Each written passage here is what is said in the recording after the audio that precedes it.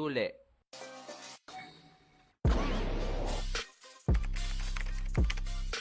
Sino na mga tuli dito? Tuli na ba kayong lahat? O kaya naman kasama kayo sa miyembro ng Wheel of D? Di pa tuli. Kung gano'n ay ox lang yan mga friend dahil ito ang kikwento ko sa inyo ngayon. Ang pagpapatuli. At huwag ka mag-alala boy kasi hindi naman tumasakit. Mapapadasal ka lang naman sa 10 santo kasi puputulin yan joy boy mo para may tumubo na bago.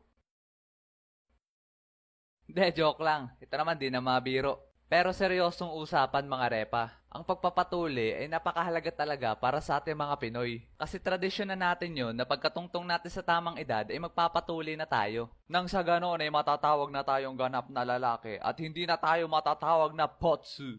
At meron din tayong dalawang klase ng tuli. Yun ay ang tuli sa doktor at ang tuli sa pukpok. At ako'y sa doktor tinulian noon. At wala man lang ako memorable experience nung tinulian